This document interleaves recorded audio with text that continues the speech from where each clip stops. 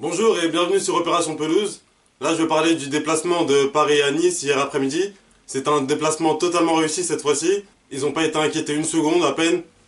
Ils ont mis ce qu'il fallait. Bon, déjà Tourelle pour commencer, il a mis une formation un peu bizarre, un 3-3-1-1, avec pour seul joueur de côté Diaby et Nkunku les ailiers. Mais vu que les deux ils ont tout à gagner en revenant à faire les efforts, c'était une bonne idée au final et ça a été très efficace parce que tout le monde est revenu. Ce qui faisait qu'il y avait un gros bloc sur Nice, sur les côtés, ils étaient toujours 2-3 à défendre. Et dans l'axe, c'était compact, parce qu'il y avait beaucoup de milieux et beaucoup de défenseurs. Mais au-delà même du dispositif, c'est l'attitude des joueurs qui a tout changé. Ils ont mis ce qu'il fallait, ils ont mis de l'agressivité. Bah oui, généralement, comme Paris se donne à fond contre une équipe de Ligue 1, ça donne ça. Quand ils sont impliqués et qu'ils mettent de l'agressivité, tout de suite, ça devient plus facile. Quand ils récupèrent des ballons dans le corps aîné, bah tout de suite, ils deviennent dangereux. Et même en relançant leur défense tranquillement, en faisant plusieurs passes, en faisant tourner le ballon, ils arrivent toujours à s'en sortir, parce qu'ils sont plus forts, bien sûr.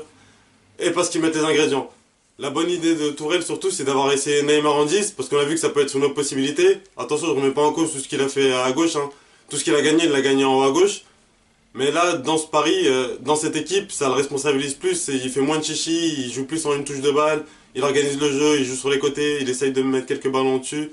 Et surtout, il est bien plus dangereux dans l'axe. On l'a vu sur le premier but, il récupère un ballon à l'entrée de la surface, tout de suite, s'il n'est pas pris, il peut armer et marquer. On l'a vu sur plusieurs actions, il y en a d'autres où il s'en mêlé les pinceaux. Mais généralement, dès qu'il est dans l'axe et qu'il a un ballon dans les 25 mètres, ça devient dangereux pour l'adversaire. Et sinon, Tourelle, il continue sa revue d'effectifs. C'est ça que j'aime bien avec lui, c'est qu'il utilise le terrain comme un laboratoire. Il essaye toutes les solutions qu'il peut. Vu qu'on est en championnat et qu'ils ont beaucoup d'avance, ils ont gagné tous leurs matchs. Là, il a encore essayé Diaby une nouvelle fois. C'est sa deuxième titularisation de suite. Bon, il n'est pas exceptionnel, mais pour l'instant, il se contente de rester appliqué. Il a l'air de respecter les consignes. Il est passé à deux doigts d'une assist en début de match.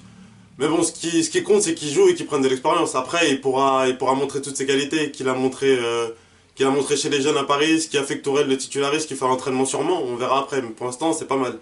Et il y a Nkunku aussi qui a joué à droite. Mais lui, par contre, j'aimerais bien le voir au milieu. Je pense qu'il le testera. Bah, parce qu'il y a que deux milieux surtout. Marquinhos, là, il était très entouré, donc on n'a pas pu voir ce qu'il valait. Dans un 4-3-3, c'est pas tout à fait pareil. Il a que deux défenseurs derrière. Il devra jouer beaucoup plus rapidement. Surtout si l'adversaire est plus fort. Mais Nkunku au milieu, j'aimerais bien voir, pas en 6 mais au milieu, en relayeur, hein, dans un milieu à 3. On verra ce que ça donne parce qu'il a progressé. Il y a 6 mois, j'aurais dit oula, j'aurais dit jamais de la vie. Mais là, il progresse, tu vois, techniquement, il met même quelques buts. C'est pas ce qu'on lui demandera principalement que jouera là-bas, mais ça montre qu'il fait des progrès et que techniquement, c'est devenu un meilleur joueur depuis quelques mois. Et hier, c'était la réception d'une petite équipe au Parc des Princes, donc c'était l'habituel fessé. Mais à deux différences près, c'est déjà il y avait le contexte, ils avaient perdu le premier match à Liverpool et dans cette poule, on sait jamais, l'année dernière l'Atlético ils avaient fait 2 nuls contre Karabakh. Là ils ont fait le match parfait, ce qu'il fallait faire. Et la deuxième différence c'est qu'on n'a même pas pu voir si l'autre équipe elle est arrivée perdante. Dès le début du match ils les ont étouffés et au final c'était une démonstration, tout le monde a été sérieux, défensivement, offensivement, de la première à la dernière minute, franchement c'était parfait. Neymar il a régalé, bon, là on a vu ce que Neymar il pouvait être quand il était sérieux. Il tombe même plus sur les fautes, il râle plus, terminé.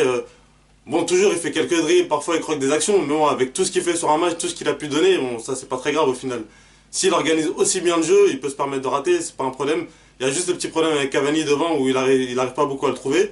Mais sinon, à part ça, hier, honnêtement, c'était parfait. Mbappé, il a raté deux trois occasions pareilles, mais avec tout ce qu'ils ont fait, il a donné une passe, il a marqué, il a réussi à marquer au final.